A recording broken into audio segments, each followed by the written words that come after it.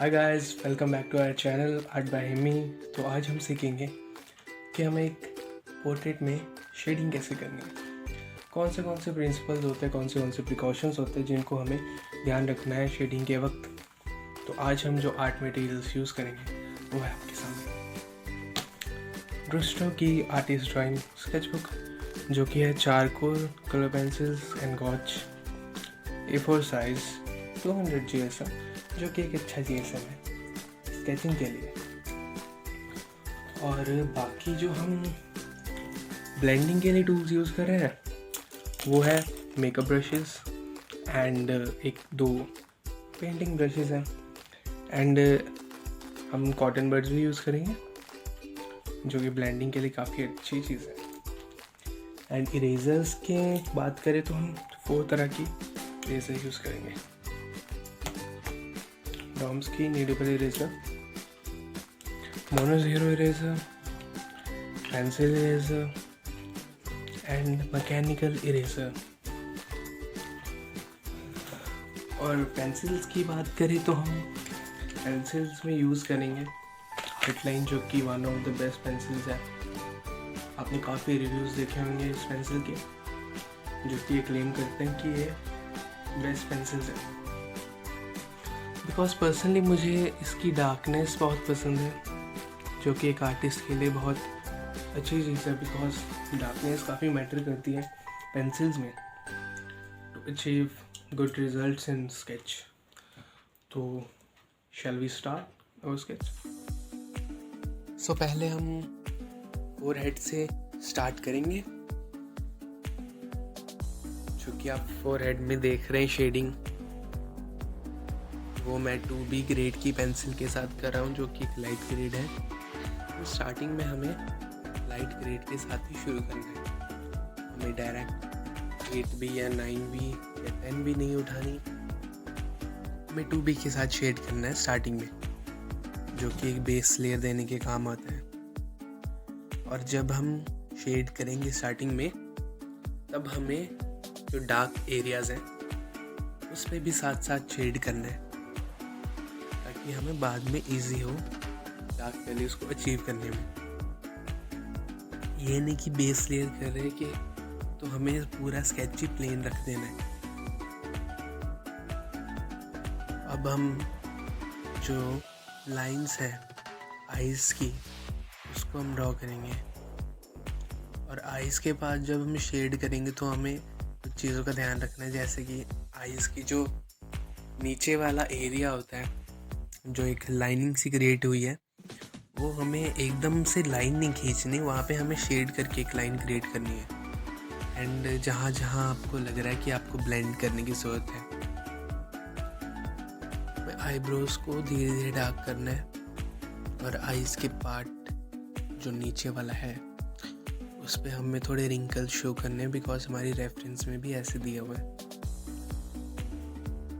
और जहाँ जहाँ आपको डार्क एरियाज दिख रहे हैं वहाँ आपको शेडिंग करनी है थोड़ा प्रेशर में। जहाँ जहाँ आपको लग रहा है कि आपकी लाइंस थोड़ी टेढ़ी हो रही हैं, तो वहाँ आपको इरेज करके फिर से एक सही लाइन क्रिएट करनी है। और नोज़ में आपको थोड़ा पैच इफेक्ट देखने को मिलता है हर तरह के नोज़ में, इसमें भी है। एंड इस नोज़ में थोड़ा पैच इफेक्ट ज़्यादा है कुछ एरिया में। सो बिगिनर्स को ये चीज़ थोड़ी चैलेंजिंग लगती है, तो आपको पहले अपनी बेस लेयर को अच्छे से बिल्ड करना है। जब आप शेडिंग करते हो तो आपको ध्यान रखना है कि आपके फंडामेंटल्स ना ख़राब हो। जो मेन फंडामेंटल्स, जैसे कि एक फेस में मेन फीचर्स होते हैं आइज़, नोज़, लिप्स, तो इन सब चीज़ों को आपको अच्छे से डिफ़ाइन करना है, अच्छे से उभारना है एक स्केच में बनाते हुए। तो आपको इन सब चीज़ों को ध्यान रखते हुए शेड करना है। अगर आपकी शेडिंग इनकम्प्लीट है तो मतलब आपका स्केच सही से नहीं बना। एंड अगर आपको लग रहा है कि आपका स्केच सही नहीं लग रहा है, तो आपको ध्यान देना है कि आपके फीचर्स अच्छे से डिफाइन हुए, आपकी शेडिंग, आपकी डार्क टोन, काफ़ी लाइट वैल्यूज़ अचीव हुई हैं अच्छे से। उन सबको ध्यान में रखते हुए आपको बाकी चीज़ें सोचनी है। एंड साथ साथ में आपको ब्लेंडिंग भी करनी है, बिकॉज ब्लेंडिंग काफ़ी ज़रूरी होती है हर स्केच में। हर स्केच में तो नहीं, कुछ एरियाज़ होते हैं, जैसे कि अगर हम किसी ओल्ड मैन का पोर्ट्रेट बना रहे तो उसमें ब्लेंडिंग का बहुत कम यूज़ होता है, बट होता है, बट एक लिमिटेड अमाउंट। सो हमें ब्लेंडिंग का भी यूज़ करना है अपनी रेफरेंस के अकॉर्डिंगली। जहाँ जहाँ आपको लाइट टोन्स दिख रहे हैं वहाँ मैं डार्क वैल्यूज़ एक पी की पेंसिल के साथ अचीव करो, और जहाँ जहाँ आपके रेफरेंस में डार्क एरियाज़ हैं वहाँ आपको धीरे धीरे लेयरिंग करके लाइट टू डार्क में जाने, जैसे मैंने आपको बताया। तो आपको पहले 2B यूज़ करनी है, देन आप 4B कर सकते हैं, फिर उसके बाद आप 6B एंड 8B ऐसे आप शेडिंग कर सकते हैं इजीली लेयर बाय लेयर। इस चीज़ में कोई कंफ्यूज होने वाली बात नहीं है, बस आपको देखना है कि आपको कौन सी जगह पे कौन से टाइम पे कौन सा ग्रेड यूज़ करना है और आपको किस ग्रेड की ज़्यादा नीड है, तो आपको अपनी नीड के अकॉर्डिंग अपना वर्क करना है। तो जहाँ जहाँ डिटेलिंग वाला पार्ट है, जैसे कि आइज़ में हो गया, तो जहाँ जहाँ आपको डार्क एरियाज़ दिखे वहाँ आपको डार्क करना है साथ साथ। एंड जो हमने पहले एरियाज़ पे शेड कर दिया, हमें उस एरिया को भी साथ साथ डार्क करना है डार्क शेड की पेंसिल के साथ। ज़्यादातर मैं 8B यूज़ करता हूँ डार्क वैल्यूज़ के लिए, 8B और 10B। स्पेशली फेस में कुछ एरियाज़ ऐसे होते हैं जहाँ पे प्रॉपर डार्क होता है, तो वहाँ पे मैं कभी कभी 10B के साथ शेड कर देता हूँ, बट नियरली हम 8B यूज़ कर सकते हैं। एंड एयर में शेड करते वक्त हमें ध्यान रखना है कि जो आउटलाइनिंग्स हैं वो वैसे ही रहे जैसे हमने बनाई थी, बिकॉज एयर में क्या होता है हमें आउटलाइन साथ साथ करनी पड़ती है, तो कभी कभी होता है कि आउटलाइन बिगड़ जाती है, तो हमें उस चीज़ का ध्यान रखना है हमारी आउटलाइनिंग बिगड़े ना, वैसे ही रहे जैसे हमने ड्रॉ की थी। एंड आउटलाइन के साथ हमें एक शेड भी क्रिएट करना है डार्क वाला, ताकि हमारा जो एयर है वो अच्छे से एक रियलिज्म में आए।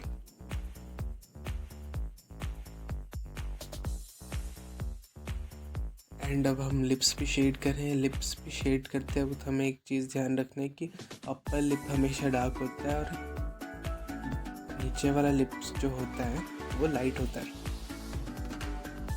एंड अपर लिप छोटा होता है, लोअर लिप बड़ा होता है, दोनों का एक कंपैरिजन है।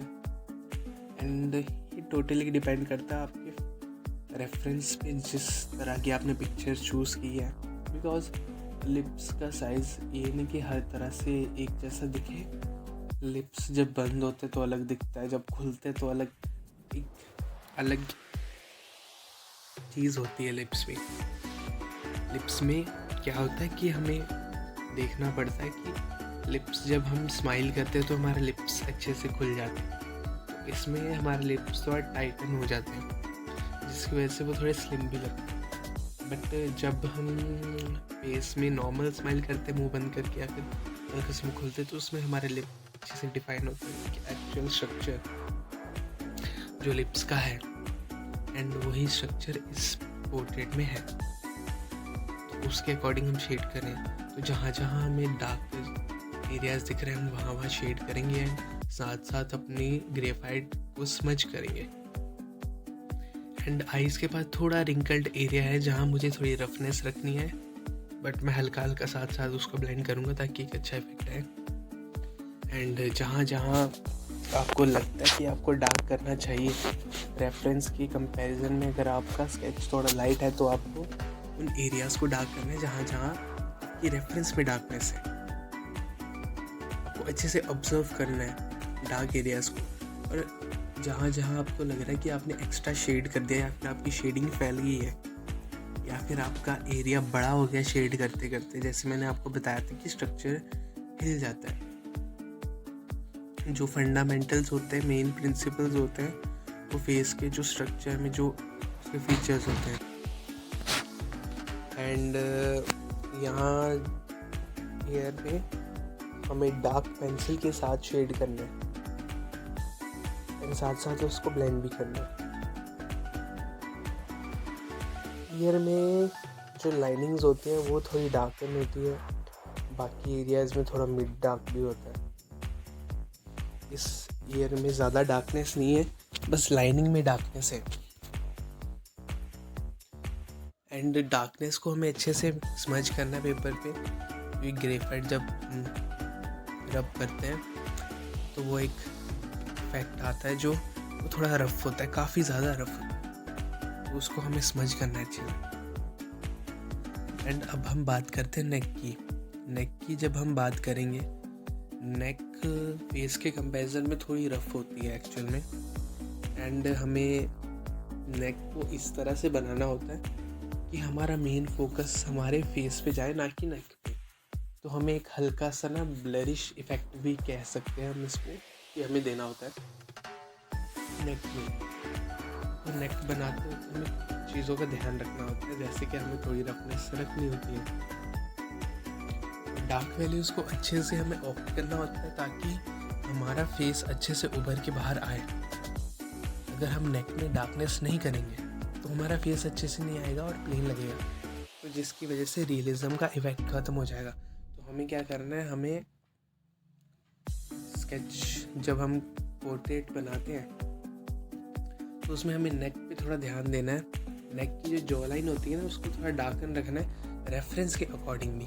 अब मैं ये नहीं कह रहा कि हर स्केच में आपको जॉ लाइन डिफाइन करनी है, बट कुछ एरियाज़ में आपको अच्छे से डिफाइन करना पड़ता है अपनी रेफरेंस के according, because it's all depend on your reference. आपकी रेफरेंस जैसे होगी आपको वैसा चलना पड़ेगा। जहाँ जहाँ आपको डार्कर दिख रहा है अपनी रेफरेंस के अकॉर्डिंग, वहाँ आपको डार्कर करना है। एंड अब मैं यहाँ 10B ग्रेड की पेंसिल का यूज़ करना, जो मैंने आपको बताया कि कुछ एरियाज में हम 10B यूज़ करते हैं जहाँ पे ज़्यादा डार्क एरिया है। तो यहाँ पे नेक पे बहुत ज़्यादा डार्क एरिया है जॉ लाइन के पास, तो वहाँ मैं कर रहा हूँ 10B यूज़। एंड ईयर के नीचे भी काफ़ी डार्क आउटलाइंस एंड शेडिंग है, तो वहाँ भी मैंने 10B यूज़ की है। जहाँ जहाँ मेरे को लग रहा है कि 10B की नीड है, मैं वहाँ एरियाज़ पे डार्कनेस अचीव करने के लिए 10B के साथ शेड करके उसको अच्छे से ब्लेंड कर दूँगा। एंड जहाँ जहाँ मेरे को लगता है कि फिनिशिंग टच देना पड़ेगा अब, बिकॉज अब स्केचिंग की शेडिंग कंप्लीट होने वाली है।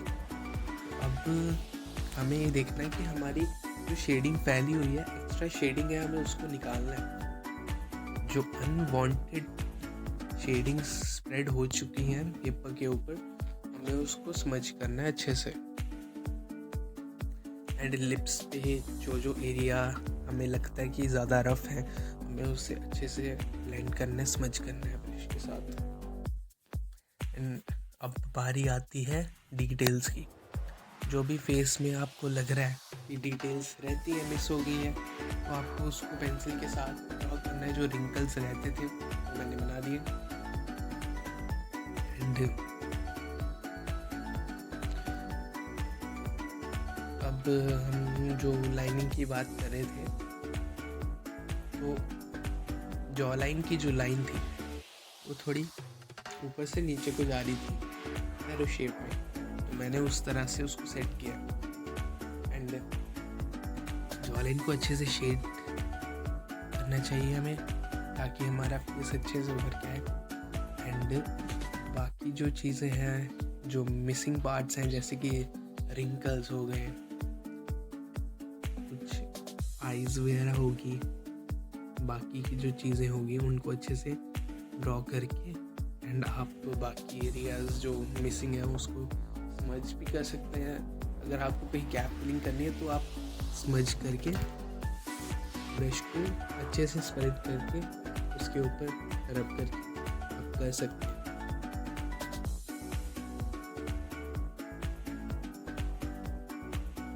और यहाँ पे मैं नेक पर अच्छे से डार्क वैल्यूज ऑप्ट कर रहा हूँ, जो कि मेन चीज़ है।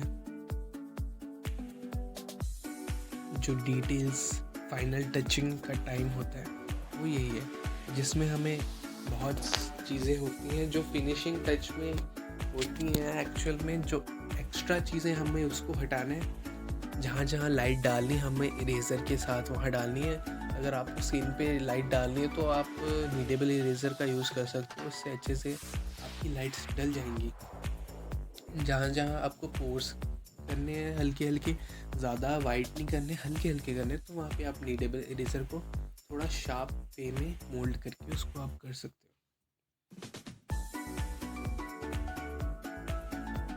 एंड अच्छे से आपको स्मच करना है ग्रेफाइट को।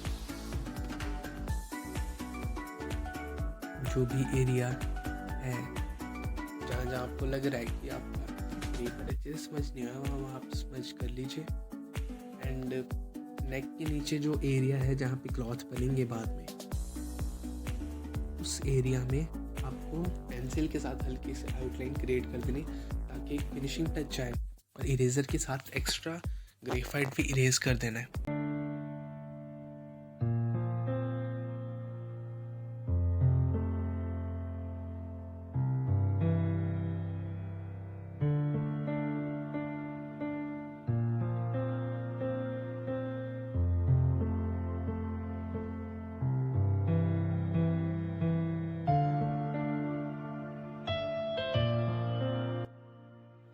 सो गाइस, हमारे फेस की शेडिंग जो कि कंप्लीट हो चुकी है अब, और आप सब लोग देख सकते हैं कि दिखने में काफ़ी अच्छा लग रहा है।